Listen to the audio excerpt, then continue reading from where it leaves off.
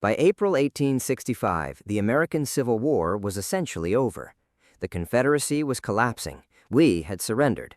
Lincoln had won the most consequential conflict in American history and was in the best mood of his presidency. He decided to celebrate by going to the theater.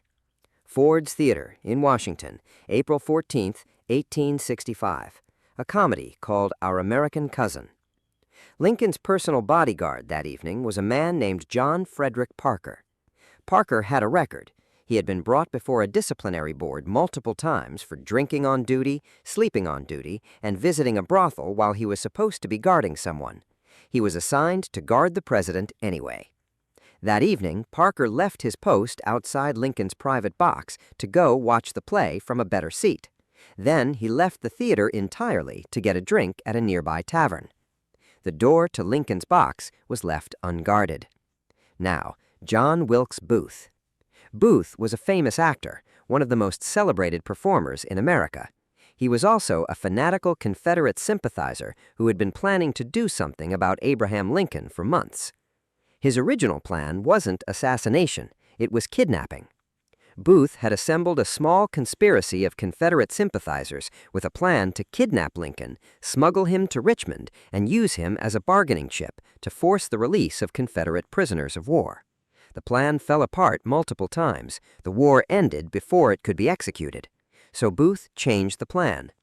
On the evening of April 14th, Booth went to Ford's Theater, a building he knew extremely well as a working actor, picked up his mail at the front desk, walked upstairs, and entered Lincoln's private box through the unguarded door. He shot Lincoln once in the back of the head with a .44 caliber Derringer pistol at point-blank range. Lincoln slumped forward. He never regained consciousness. Booth leapt from the box to the stage, a drop of about 12 feet, catching his spur on the bunting and breaking his leg on landing. He still ran. He had a horse waiting outside. Lincoln was carried to a boarding house across the street. He died the following morning at 7:22 a.m. He was 56 years old.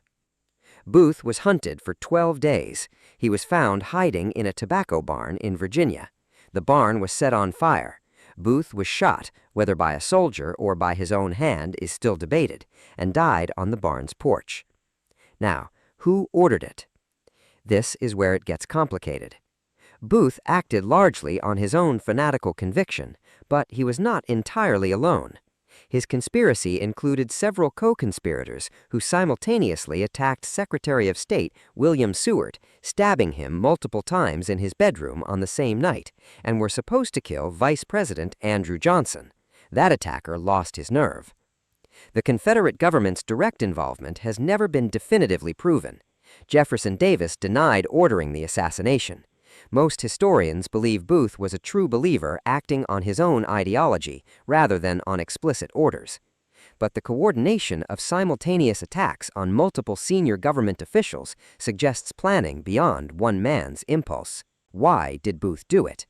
He believed he was saving the South. He believed Lincoln was a tyrant. Andrew Johnson, who took over, was a much harsher and more chaotic figure than Lincoln had been. Garfield, 1881. James Garfield is probably the least famous of the four assassinated presidents, which is unfortunate because his story is one of the medically infuriating things that has ever happened.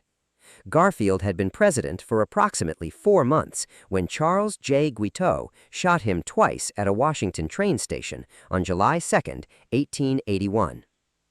Guiteau was not a Confederate sympathizer. He was not a political operative. He was not part of a conspiracy. He was a deeply delusional man who had convinced himself that he had personally delivered the presidency to Garfield through a speech he wrote during the 1880 campaign, a speech that was never actually delivered, and that in return for this imagined service, Garfield owed him the position of U.S. consul to Paris. Garfield's administration had ignored his requests. Guiteau had been escorted from the White House multiple times, so he decided to kill the president. He stalked Garfield for weeks. He visited the jail where he expected to be held after the assassination to check that it was comfortable. He wrote a letter to the White House explaining his reasoning. He almost shot Garfield once before, but decided the president looked unwell and he didn't want to shoot a sick man. On July 2nd, Guiteau shot Garfield twice at the Baltimore and Potomac train station. One bullet grazed his arm, the other lodged somewhere in his torso. Here is the critical medical detail. The bullet that shot Garfield lodged in his torso missed every vital organ. Garfield was conscious after the shooting. He was in pain, but he was stable. The bullet had not hit anything immediately life-threatening and could have been left alone. Patients had survived similar wounds before. What happened next was a sustained medical catastrophe. Garfield's doctors, 16 of them at various points, spent the next 79 days repeatedly inserting their unsterilized fingers and unsterilized medical instruments into the wound, trying to locate the bullet. This was 1881. Germ theory had been established by Louis Pasteur in the 1860s.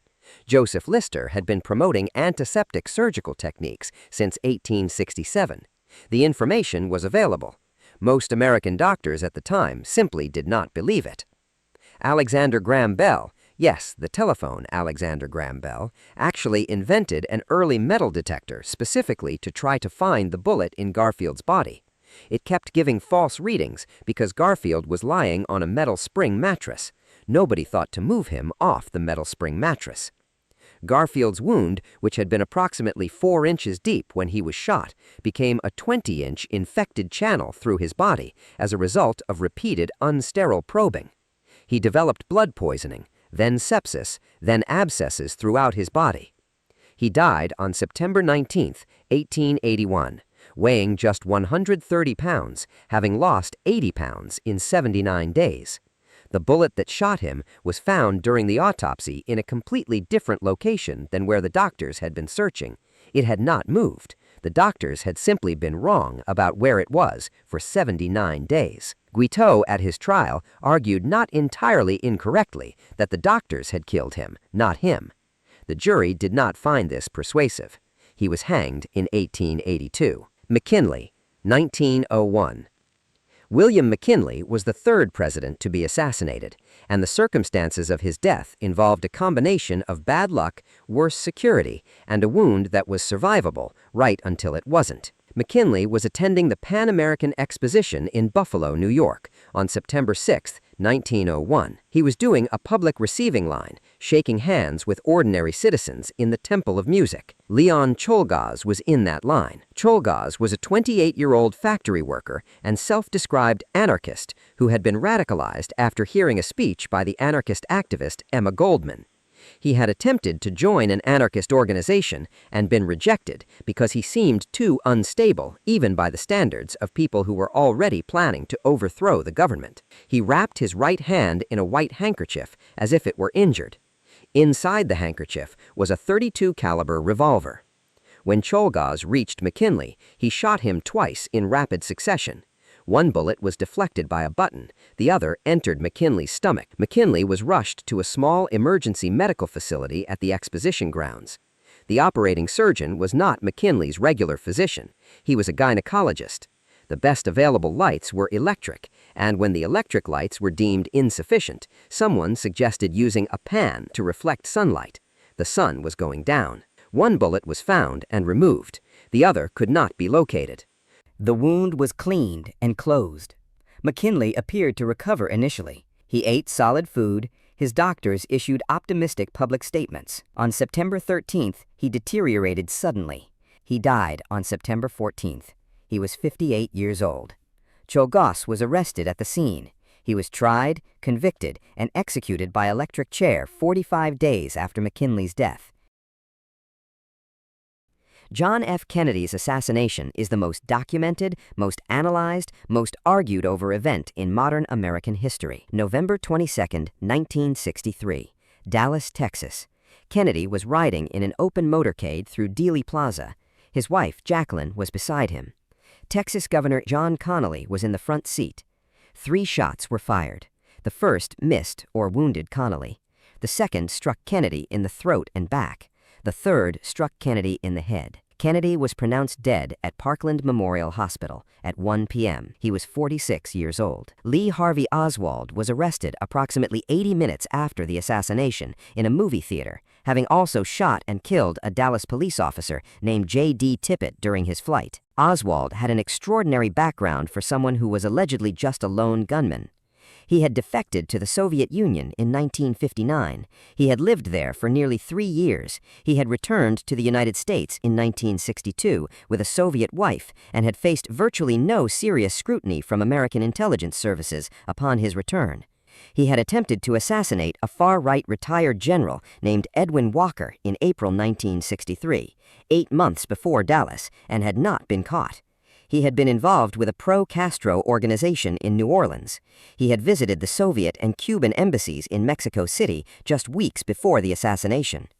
2 days after Kennedy's assassination, Oswald was being transferred through the Dallas Police Department basement on live national television when a Dallas nightclub owner named Jack Ruby stepped out of the crowd and shot him once in the abdomen. Oswald died 2 hours later without ever giving a full account of his actions. Ruby was convicted of murder. His conviction was overturned on appeal. He died of cancer in jail in 1967 before a retrial could take place. Who ordered it? This is the question that has defined the last 60 years of American historical debate. The Warren Commission, established by Lyndon Johnson and reporting in 1964, concluded that Oswald acted alone with no conspiracy. The House Select Committee on Assassinations, reporting in 1979, concluded that Kennedy was probably killed as a result of a conspiracy, though it could not identify the other conspirators. The theories range from the Mafia, who had reasons to want Kennedy dead given his brother Robert's aggressive pursuit of organized crime, to Cuban exiles furious at Kennedy over the Bay of Pigs failure, to the CIA, to the Soviet Union, to Lyndon Johnson himself. Oswald's own stated position when asked if he killed the president was, "I'm just a patsy." He was shot before he could say more. The truth of Dallas 1963 is that the most powerful country on earth lost its president in broad daylight in front of hundreds of witnesses and cameras and has spent 60 years arguing about what the footage actually shows.